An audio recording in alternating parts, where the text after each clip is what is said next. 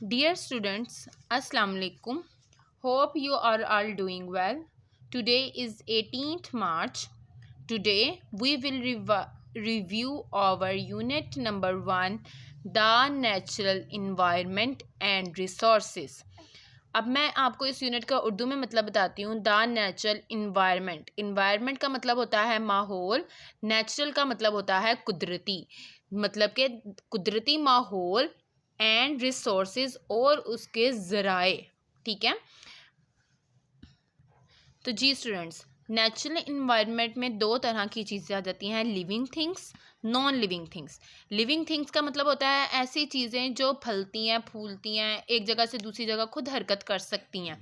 ठीक है, और नॉन लिविंग थिंग्स में आ जाएंगी बेजान चीज़ें। ठीक है, जो खुद से हरकत नहीं कर सकती, हम उन्हें खुद यूज़ करते हैं, खुद से हम उनको मूव करवाते हैं। ठीक है, लिविंग थिंग्स के हमारे पास कुछ एग्जाम्पल्स हैं, ह्यूमन्स, बर्ड्स, एनिमल्स। ह्यूमन का मतलब होता है इंसान। इंसान आपने देखा होगा कि चलते हैं, फिरते हैं, छोटे होते हैं तो वो बड़े हो जाते हैं। ठीक है, बर्ड्स, परिंदे, परिंदे भी खुद खाते हैं, खुद पीते हैं, उड़ते हैं हवा में खुद से। और एनिमल्स, जानवर भी इसी तरह ही खुद ब खुद हरकत करते हैं। अब आ जाते हैं हम लोग नॉन लिविंग थिंग्स, यानी कि ऐसी चीज़ें जो खुद से हरकत नहीं कर सकती, यानी कि रॉक, चट्टान। नेक्स्ट है हमारे पास पेन, यानी कि पेन जो आप लोग इस्तेमाल करते हैं अपने लिखने के लिए, तो वो भी हम लोग उसको पकड़ के इस्तेमाल करते हैं, वो खुद ब खुद लिख नहीं लेता। नेक्स्ट है हमारे पास चेयर, कुर्सी। कुर्सी को हम लोग खुद मूव करवाते हैं, वो खुद से हरकत नहीं करती, हम लोग उसको मूव करवाते हैं। अब मैं बुक के पेज में से आपको कुछ एग्जांपल्स देती हूँ।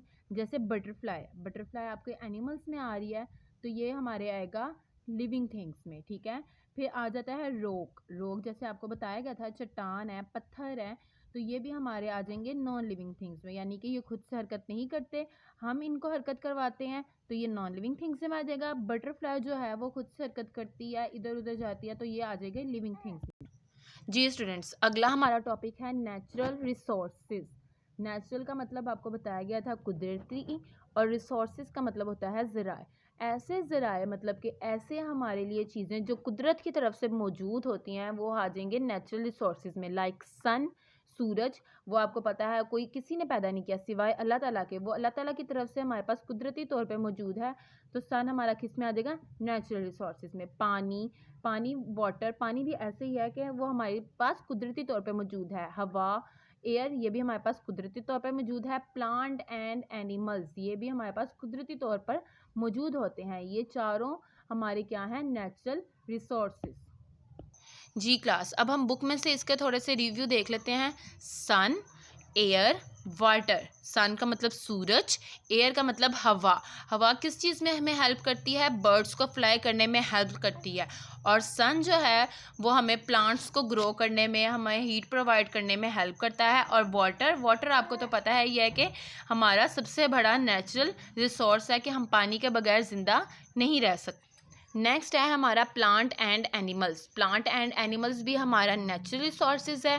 प्लांट से हम लोग, पौधों से कई हम लोग क्या करते हैं, खाना हासिल करते हैं। और जानवरों का गोश्त भी आप लोगों को पता होगा कि खाने के तौर पर इस्तेमाल होता है। तो ये सब कुछ हमारे हैं नेचुरल रिसोर्सेज। तो क्लास, ये आपका आज का लेक्चर था।